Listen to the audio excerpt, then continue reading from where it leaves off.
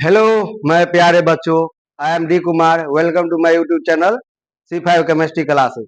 आज का टॉपिक है आपको क्या है? आज का टॉपिक है, समझे, लॉ ऑफ केमिकल कॉम्बिनेशन। ठीक है, लॉ ऑफ केमिकल कॉम्बिनेशन। ठीक है, मेन टॉपिक क्या है?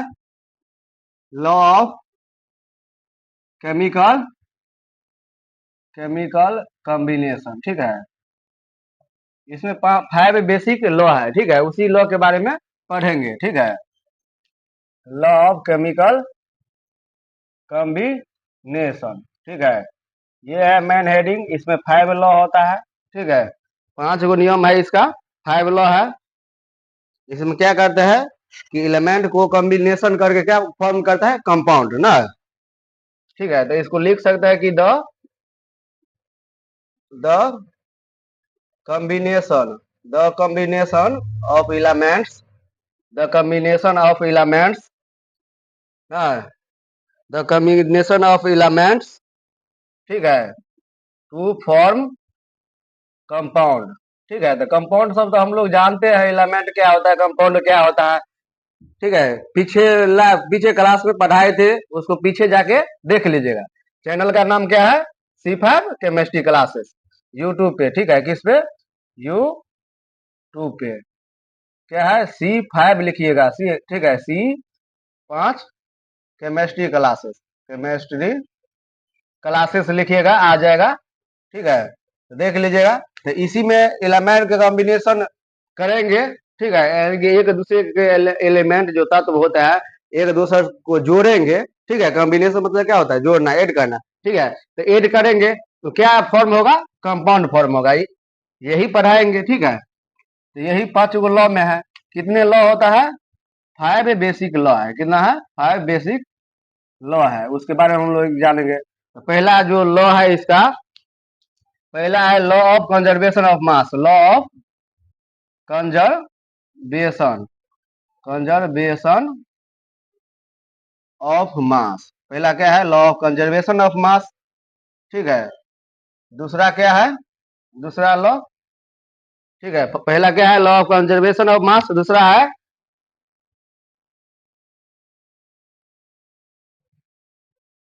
ठीक है, दूसरा क्या है? Law of definite definite proportion. ठीक है, डिफिनिट प्रोपोर्शन। ठीक, डिफिनिट प्रोपोर्शन है। ठीक है, लॉ ऑफ, तीसरा क्या है आपका? आपका तीसरा क्या है? Law of multiple proportion. ठीक है, लॉ ऑफ मल्टीपल प्रोपोर्शन। ठीक है, मल्टीपल प्रोपोर्शन। चौथा क्या है? तीसरा है लॉ ऑफ मल्टीपल प्रोपोर्शन। चौथा है आपका गे लुजेइक लॉ ऑफ गैसियस वॉल्यूम। ठीक है, गे लुजेइक, ठीक है, गे लुजेक्स गे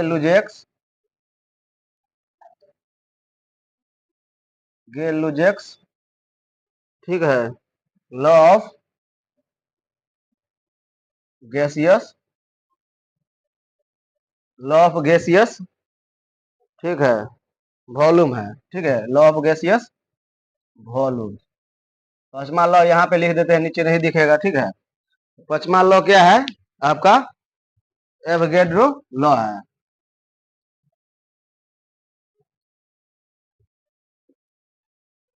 एवोगैड्रो लॉ में एवोगैड्रो नंबर के बारे में जानेंगे। ठीक है, जो मोल के लिए बहुत यूजफुल है। ठीक है, हम लोग आप, ठीक है, मिटाए। ठीक, 5 गो लॉ होता है। आज क्या स्टार्ट कर लेंगे? फर्स्ट लॉ स्टार्ट करेंगे, law of conservation of mass start करेंगे। ठीक है, तो मिटा रहे हैं। ठीक है, फर्स्ट लॉ स्टार्ट करेंगे, law of conservation of mass. ठीक है, उसमें क्या कहता है? Law of conservation of mass में क्या कहता है कि मैटर को हम नहीं क्रिएट कर सकते हैं, नहीं उसको हम डिस्ट्रॉय कर सकते हैं। यानी कि matter can not be created not be destroyed. ठीक है, यानी कि उसको हम नहीं क्रिएट कर सकते हैं और नहीं खत्म कर सकते हैं, नहीं उसको मैटर को हम उत्पन्न कर सकते हैं। मैटर यानी कि पदार्थ, जो भी हम पीछे पढ़ा दिए। ठीक है, तो मैटर को नहीं हम उत्पन्न कर सकते हैं, नहीं उसको हम खत्म कर सकते हैं, यानी कि विनाश कर सकते हैं, ठीक है। तो नहीं उसको हम विनाश कर सके, ठीक है। तो उसी उसी के बारे में इसमें जानेंगे, ठीक है। लॉ ऑफ, क्या था first law? Law of conservation of mass, ठीक है। कंजर्वेशन ऑफ मास, ठीक है।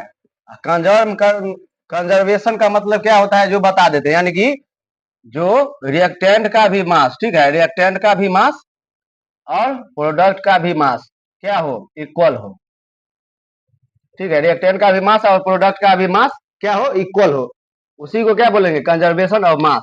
यही लॉ बताया है कि रिएक्टेंट का भी मास, टोटल रिएक्टेंट का मास और इधर टोटल प्रोडक्ट का मास दोनों क्या होता है, बराबर होता है, ठीक है। इसी के बारे में हम लोग जानेंगे, ठीक। तो इसी के बारे में हम लोग जानेंगे, ठीक है। तो अब लिखा रहे हैं, ठीक है। तो लिखेंगे according to this law, according to this law, according to this law, matter matter can be, matter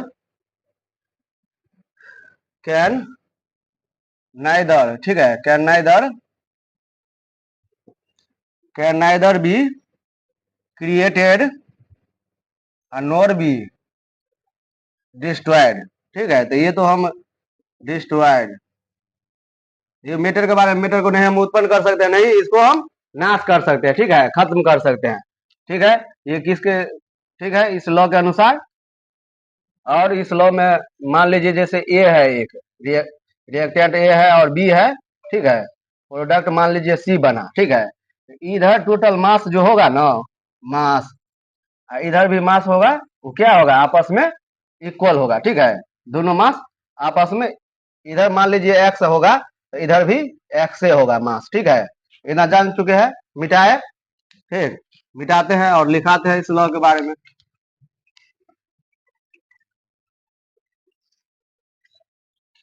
ठीक है। ये इक्वेशन यहाँ पे लिख देते बी और सी, ठीक है। आप देखिए यहाँ पे क्या मतलब लिखेंगे कि मास of reactant, mass of reactant, ठीक है, इक्वल मास ऑफ क्या होता है, प्रोडक्ट होता है। ये आप लोग याद रखिएगा, ठीक है। मास ऑफ प्रोडक्ट दोनों इक्वल रहेगा, रिएक्टेंट का भी मास और प्रोडक्ट का भी मास दोनों आपस में बराबर हो ना, उसी को क्या बोलेंगे, कंजर्वेशन रिएक्टेंट ऑफ मास। ये जो रिएक्टेंट है इधर रिएक्शन के तीन चिन्ह जो है, इस साइड क्या होता है, रिएक्टेंट होता है, इस साइड क्या होता है, प्रोडक्ट होता है। उधर देखो ना, इधर प्रोडक्ट होता है, ठीक है। तो mass of reactant equal to mass of product,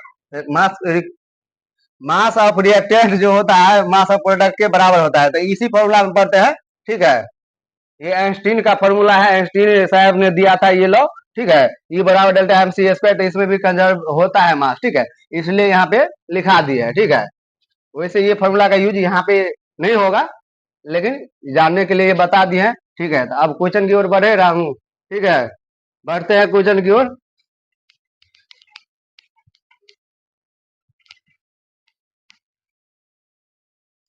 मन हमेशा विनोद हरा रखो, ठीक है, ज्यादा तो पिंकिया पे ध्यान देता है आजकल, ठीक है। तो क्वेश्चन की ओर बढ़ेंगे, समझा। तो क्वेश्चन लिखेंगे 1.5 ग्राम, 1.5 ग्राम ऑफ C2H6 है, C2H6, ठीक है, यानी कि इथेन का फॉर्मूला है C2H6। तो इथेन का फॉर्मूला है, तो 1.5 ग्राम ये दिया है, ठीक। ऑन कंप्लीट कंबशन इसका कराएंगे, ऑन कंप्लीट कंबशन, ठीक है, कंप्लीट कंबशन इसका कराएंगे, ठीक। ऑन कंप्लीट कंबशन गिव, तब क्या देगा ये भाई, कंप्लीट इसका कंबशन करवाएंगे तो गिव्स क्या देगा, कार्बन डाइऑक्साइड देगा और H2O देगा, ठीक है। यानी कि इथेन को हम कंबशन कराएंगे तो क्या देगा, कार्बन डाइऑक्साइड और H2O देता है, वाटर देता है, ठीक है। कंबशन करने का मतलब क्या होता है, ऑक्सीजन के साथ रिएक्शन करवाएंगे, ऑक्सीजन के साथ रिएक्शन करवाएंगे, ठीक है। पूरा क्वेश्चन लिख रहे हैं, ठीक है। यानी कि 44 ग्राम क्या देता है, 44 ग्राम ऑफ CO2, ठीक, and 2.7 gram and 2.7 gram of H2O, ठीक है। तो सो डैट यानी कि शो करना है, यानी कि सिद्ध करना है, ठीक है, सो डैट सिद्ध करना है, ठीक है। तो so that reaction of A reaction अब ये मतलब अब ये मीन्स क्या होता है, लागू करना, ठीक है। रिएक्शन अब ये law of conservation of law of conservation law of conservation of mass ना, यानी कि ये बोला कि ये जो दिया है कंप्लीट कंबशन, अगर इथेन को करवाएंगे तो कार्बन डाइऑक्साइड देता है कुछ ग्राम, H2O देता है, ठीक है। तो सो ये करना है कि ये रिएक्शन जो है law of conservation of mass को फॉलो करता है कि नहीं, ठीक है, यानी कि अब ये है कि नहीं, ठीक है। तो इसका हम सोल्यूशन निकालते हैं, पहले क्या लिखेंगे, रिएक्शन लिखेंगे, ठीक है। तो C2H6 और किसके साथ करवाएंगे, ऑक्सीजन के साथ ना, कंबशन मतलब क्या होता है, ऑक्सीजन के रिएक्शन करवाना, ऑक्सीजन के साथ रिएक्शन करवाना, कंबशन का मतलब यही होता है, ठीक है। रिएक्शन करवाएंगे तो क्या देगा, कार्बन डाइऑक्साइड, ठीक है, प्लस H2O देगा, ठीक है। तो अब इसको देखते हैं कि आप बैलेंस इसको करना होता है, ठीक है। तो बैलेंस इसको करेंगे, ठीक, तो बैलेंस करेंगे, तो बैलेंस कीजिए भाई। बैलेंस में क्या होता है कि रिएक्टेंट में जितना भी एटम है इधर सब इक्वल रहना चाहिए, और इस साइड भी इक्वल रहना चाहिए एटम, ठीक है, एटम की संख्या, ठीक है, यानी कि नंबर ऑफ एटम इक्वल रहना चाहिए, यानी कि सी इधर जितना सी होगा उतना ही सी इधर होना चाहिए, तब वो क्या होगा, केमिकल इक्वेशन आपका बैलेंस हो जाएगा, ठीक है, ठीक। उसके बाद 4 कार्बन डाइऑक्साइड 6 H2O, ठीक है। अब आपको दिया क्या है, 1.5 ग्राम क्या दिया है, ये दिया है 1.5 ग्राम दिया है, ठीक है। ये कितना दिया है, ये आपको ये कुछ नहीं दिया है, ठीक है, ये 44 ग्राम दिया है, यानी कि कार्बन डाइऑक्साइड 44 ग्राम प्रोडक्ट इसका बना, ठीक है, और 2.7 ग्राम H2O बना, ठीक है। ये सारी दिया है, हमको क्या पूछ बताना है, हमको इसका मास दोनों का पता है, इसका मास पता है, ठीक है, इसका मास हमको ऑक्सीजन का नहीं पता, इसलिए ऑक्सीजन का मास हम निकालेंगे, तब देखेंगे कि दोनों का मास इस साइड भी जोड़ देंगे, रिएक्टेंट का भी मास और प्रोडक्ट का भी मास जोड़ देंगे, तो देखेंगे इक्वल है कि नहीं। अगर इक्वल रहेगा, अगर इक्वल रहता है ना, तब क्या करते हैं, इक्वल रहता है तब समझेंगे क्या कि अवे है, क्या अवे है कि लॉ ऑफ कंजर्वेशन मास को फ्लो करता है, ठीक है, ठीक है। सॉल्व कर रहे हैं, ठीक है, ऊपर में सॉल्व करते हैं, ठीक है। मिटाए क्वेश्चन, क्वेश्चन तो समझ गए थे, क्वेश्चन मिटाते हैं, क्या दिक्कत है, तो मिटा रहे हैं, ठीक है। देखो इसको कैसे सॉल्व करेंगे, ठीक है। यहाँ पे देखिए 1.5 ग्राम क्या है, C2H6 है, यहाँ पे मोल निकाल लेंगे तो मोल से संबंधित हम निकाल सकते हैं, ठीक है। तो मोल ऑफ C2H6 बराबर क्या होगा, वेट, गिवन वेट होता है, ठीक है। तो गिवन वेट बाय, नीचा में थोड़ा लिखते हैं, मोल ऑफ C2H6 बराबर वेट होता है, यानी कि गिवन वेट जो इसका दिया हुआ होता है, वेट बाय मोलिकुलर वेट होता है, मोलर वेट लिख सकते हैं, मोलर वेट लिख सकते हैं, ठीक है। वेट इसका कितना दिया है, 1.5 ग्राम, तो 1.5 लिखेंगे, बाय इसका C2H6 का मोलिकुलर मास आप लोग निकाल सकते हैं, यानी कि 12 दूनी 24 और 6 30 होता है इसका, ठीक है। तो इसका क्या होगा, 30 होगा, इसका कितना होगा, 30 होगा मोलिकुलर मास C2H6 का 30 होगा, ठीक है।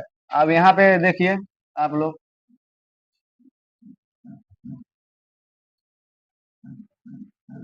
15 1/20 हुआ, ठीक है, 1/20 हुआ, यानी कि 0.05 होगा, ठीक है, 0.05 मोल इसका आंसर आ गया, ठीक है, यानी कि मोल आपको निकल गया। तो मान लीजिए कि ये भी क्या है, एक तरह से मोलिकुल्स, मोल किसको बोलेंगे, बोल सकते हैं number, total number of molecules को भी मोल बोल सकते हैं, ठीक है, जितना दिया है इक्वेशन के अनुसार। यहाँ पे 2 मोल है, यानी कि 2 मोलिकुल्स है, तो 2 मोलिकुल्स यानी कि 2 मोल के लिए कितना ऑक्सीजन का आपको कंबशन कराने की जरूरत है, 7 मोल, कितना मोल, 7 मोल जरूरत है, ठीक है। तो 7 मोल जरूरत है कंबशन कराने के लिए, तो यही निकालेंगे कि इतना मोल के लिए कितना आपको ऑक्सीजन का जरूरत होता है, तो ऑक्सीजन का हमको मोल निकल जाएगा, तो उसे ऑक्सीजन का मोल निकल जाएगा, तो मोल के बाद क्या होगा, मोल निकल जाएगा तो वेट निकालेंगे, जब वेट निकल जाएगा तो हमको कंजर्वेशन पता चल जाएगा। ठीक है, तो यहाँ पे देखिए ये निकल गया, आप निकालिए, यहाँ पे लिखेंगे कि 2 मोल ऑफ ना 2 मोल ऑफ C2H6 के लिए कितना ऑक्सीजन का रिक्वायर्ड होता है, जरूरत होता है कितना मोल का, 7 मोल। ठीक है, लिख सकते हैं 7 मोल, मोल लिख सकते हैं, इसमें कंफ्यूजन नहीं रहना चाहिए। ठीक है, ऑक्सीजन का जरूरत होता है, ठीक, 2 मोल के लिए 7 मोल ऑक्सीजन का जरूरत होता है, लेकिन यहाँ पे कितना मोल निकला है C2H6 का, 0.05 मोल के लिए। ठीक है, तो 0.05 मोल के लिए कितना होगा, तो 7/,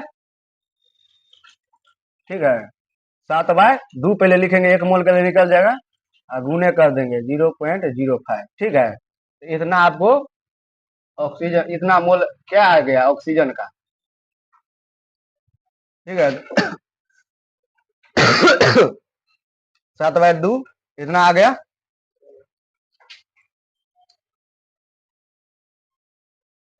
ठीक है, अब इससे आप ये निकाल सकते हैं, नीचे मिटा रहे हैं, इतना आ गया, तो इतना क्या हो गया आपका, मास हो गया। ठीक है, मतलब मोल हो गया ऑक्सीजन का, तो मोल बराबर क्या होता है फॉर्मूला, वेट बाय, मोल बराबर वेट बाय, तो 7/2, 7/2 गुने 0.05 बराबर लिख सकते हैं वेट ऑफ ऑक्सीजन बाय, इसका ऑक्सीजन का कितना होता है, 16 दूनी 32 होता है ना। अब वेट बराबर लिखेंगे, नहीं तो रुकिए इसको हम काटे देते हैं पहले, यहाँ पे 100 हुआ। ठीक है, कितना हुआ 100, तो 20×5 100 यानी कि 7/40 मोल ऑफ ऑक्सीजन निकला। ठीक है, इतना मोल ऑफ ऑक्सीजन का जरूरत होगा 2 मोल के लिए। ठीक है, 2 मोल के लिए इतना मोल का जरूरत होगा। ठीक है, तो देखिए यहाँ पे आप निकाल सकते हैं ना, कितना मोल का हमको जरूरत है। ठीक है, तो यहाँ पे निकाल सकते हैं, यानी 7/40 मोल ऑफ ऑक्सीजन बराबर वेट बाय, मोल बराबर क्या होता है, वेट बाय होता है मोलिकुलर वेट, तो यानी कि ऑक्सीजन का मोलिकुलर वेट क्या है, कितना है, ऑक्सीजन लिख देते हैं, कितना होता है मोलिकुलर वेट, 16 दूनी 32। ठीक है, तो 32 होगा, तो गुना करेंगे, कोना कोनी गुना करने पर वेट बराबर क्या होगा, गुना कोनी अगर गुना करते तो वेट बराबर क्या होता है, यानी कि 32 गुने 7/40 होगा। ठीक है, तो 8×32, 8×5 = 40, 7×4 = 28/5 हो गया। ठीक है, यानी कि 28.5, तो यानी कि 5×25, 5×25। ठीक है, 5×25 होगा, और 5×10, 5.2 ग्राम हो गया। ठीक है, 5×25, 5×6 = 30, सॉरी, 5×25, 3 बचेगा, दशमलव देंगे, 30 होगा, 5×6 = 30, तो 5.6 ग्राम, तो आपको ऑक्सीजन कितना मिल गया, 5.6 ग्राम हम लोग निकाल दिए। ठीक है, ये कितना दिया है, 1.6 ग्राम, अगर इस दोनों को हम ऐड करते हैं, ऐड करेंगे तो कितना आएगा, 7.1 ग्राम आएगा। ठीक है, 6×5 = 11 के 1, 5×1 = 6, 1×7, इतना आ गया। इधर भी अगर हम ऐड इसको करेंगे तो 7×4 = 11 के 1, और 4×2 = 6, 1×7, यानी कि 7.1 ग्राम। तो हम आप ये पता चल गया ना कि 7.1 ग्राम इसका भी आ गया। ठीक है, 7.1 ग्राम इसका भी आ गया, तो ये सब जोड़ दिए दोनों। ठीक है, तो ये समझ में आ गया कि ये फ्लो करता है। ठीक है, तो आपका इतना ही हो गया आपका आंसर। ठीक है, यानी कि इसको यहाँ पे आ गया 5.6 ग्राम। ठीक है, यहाँ पे नहीं दिखता होगा तो यहाँ पे देख लीजिए, 1.5 ग्राम आप 5.6 ग्राम को अगर ऐड कर दे तो 7.1 ग्राम होता है, इधर भी ऐड कर देंगे तो 7.1 ग्राम होगा। तो इसका मतलब ये समझ गए दोनों मास, यानी कि रिएक्टेंट का मास और प्रोडक्ट का मास क्या आ गया, बराबर आ गया। तो इससे हमको ये साबित होता है कि law of conservation of mass को फॉलो करता है। ठीक है, और वीडियो अच्छा लगे तो सब्सक्राइब कर दीजिएगा, लाइक एंड शेयर कर दीजिएगा। ठीक है, और बेल आइकन को भी हिट कर दीजिएगा ताकि आपको ऐसा ही कंटेंट मिलता रहे। ठीक है, थैंक यू, धन्यवाद।